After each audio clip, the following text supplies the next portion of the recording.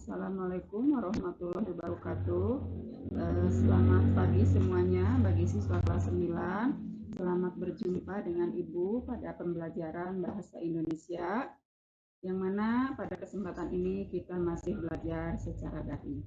Tapi meskipun kita masih belajar secara daring, Ibu harapkan kalian tetap semangat untuk belajar, karena yang namanya belajar dimanapun, kapanpun, bagaimanapun cara belajar itu kembali lagi pada kita. Bagaimana motivasi kita untuk bisa mengikuti pembelajaran dan untuk bisa kalian mendapatkan ilmu pengetahuan. Mudah-mudahan saja kalian bisa mengikuti pembelajaran ini dengan baik. Baiklah anak-anakku sekalian, pelajaran yang akan Ibu sampaikan adalah pelajaran Bahasa Indonesia di kelas 9, dan perkenalkan nama Ibu Risosmala. Mungkin kalian masih banyak yang belum kenal dengan Ibu, karena selama ini Ibu hanya mengajar di kelas 9. Pada kesempatan ini Ibu akan memberikan materi yang berkaitan dengan pidato persuasif, yaitu tentang menelaah struktur dan ciri kebahasaan pidato persuasif, tentang permasalahan aktual, baik yang kalian dengar ataupun yang kalian baca. Adapun kompetensi dasar keterampilannya, kalian diharapkan bisa mencoba, mengolah, dan menyajikan dalam ranah konkret untuk menggunakan, mengurai, merangkai, memodifikasi, dan membuat ranah secara abstrak dalam bentuk menulis, membaca, menghitung, menggambar, dan mengarang sesuai dengan yang dipelajari di sekolah dan sumber lain yang sama dalam sudut pandang teori.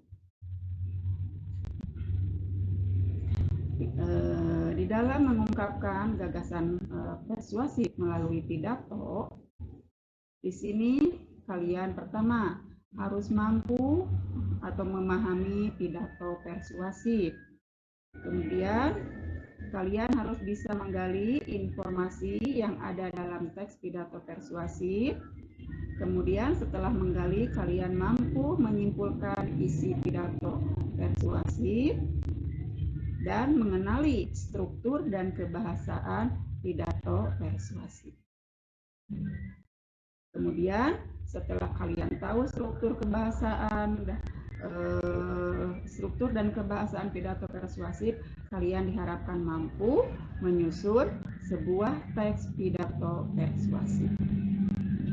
Untuk memahami teks pidato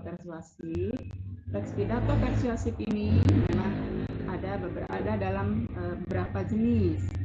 Juga kalian sebelum mengenal jenis-jenis itu harus mengetahui apa yang dimaksud dengan teks pidato persuasif itu atau dalam pengertiannya, dan metode apa yang biasa digunakan dalam teks pidato persuasif. Nah, ini adalah merupakan pengertian dari pidato persuasif. Pidato persuasif itu pidato yang bertujuan untuk meyakinkan pembaca atau pendengar dengan menyajikan argumen dari sudut pandang si pembicara, ya. Di sini meyakinkan artinya istilahnya memberikan keyakinan dengan pembicaraan kita yang logis kan, ya. Nah, itu untuk bisa berpidato secara persuasif, kita harus menyiapkan beberapa persiapan terlebih dahulu, ya.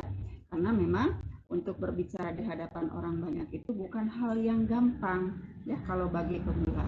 Tapi kalau kita sudah sekian lama atau sering berbicara di hadapan orang lain, mungkin kita tidak akan kaku lagi. Karena kadang-kala kita kalau diminta untuk berbicara di hadapan orang lain ada rasa takut, rasa was-was, takut lupa atau takut apa, ya. Nah, itu merupakan kondisi mental, ya. Karena itu untuk bisa berpidato kita perlu berlatih.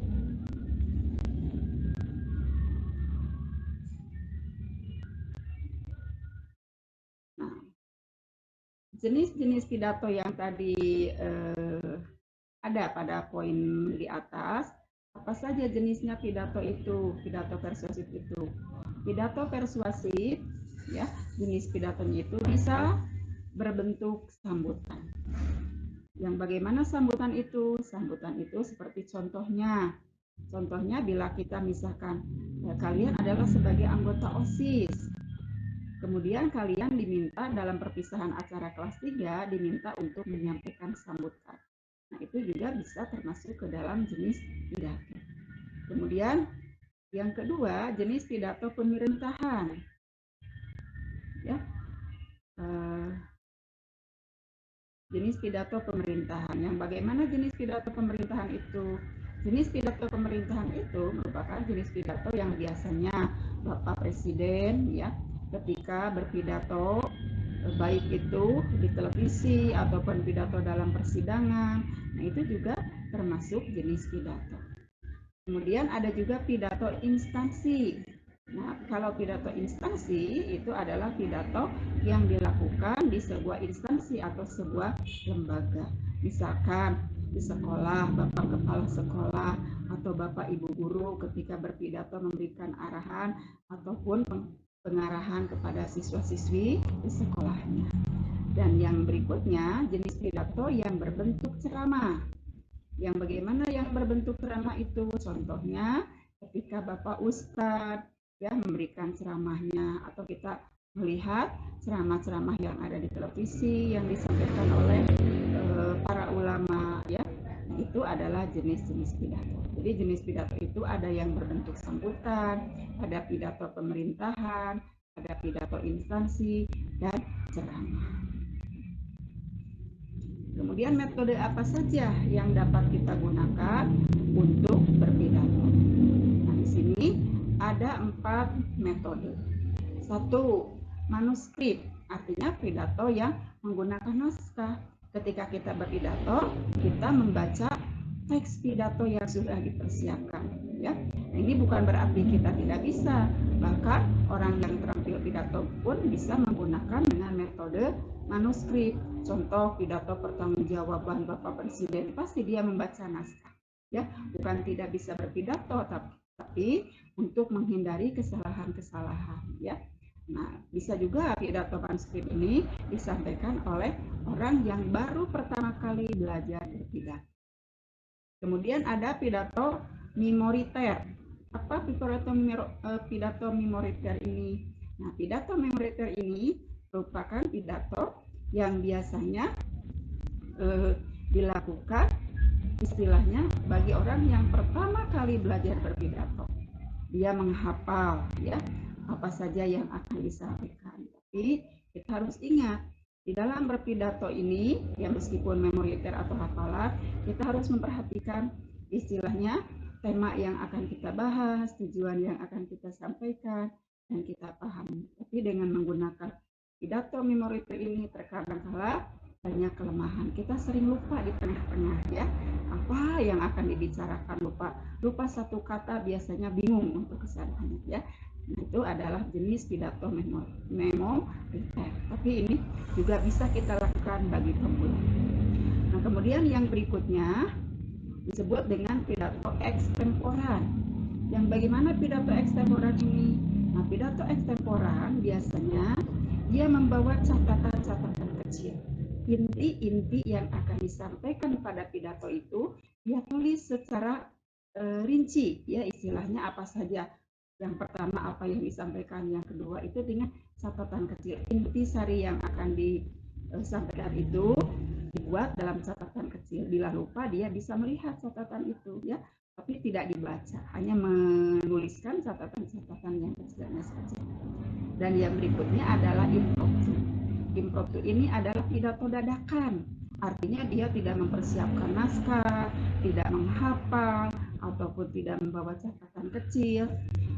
Yang menggunakan pidato dengan metode impromptu biasanya orangnya sudah profesional, sudah sangat mahir dalam berpidato, sehingga dia bisa memahami berbagai situasi, kondisi, melihat audiens mendengarnya siapa dan apa yang harus dibicarakan. Nah, biasanya orang yang menggunakan metode ini adalah orang yang mungkin sudah syarat dengan pengalaman, dengan pengetahuan, wawasannya sangat luas. Jadi mereka itu siap berpidato kapanpun, dimanapun, dalam kondisi apapun, ya.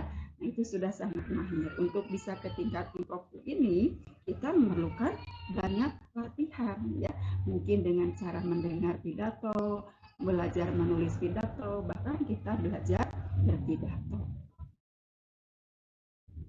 Nah, itulah yang Ibu sampaikan, ya, yang berkaitan dengan tes pidato persuasif.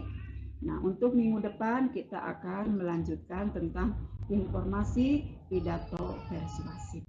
Mungkin itu saja yang dapat Ibu sampaikan pada hari ini. Nah, ini adalah merupakan persiapan materi untuk minggu yang akan datang. Kita lanjutkan lagi.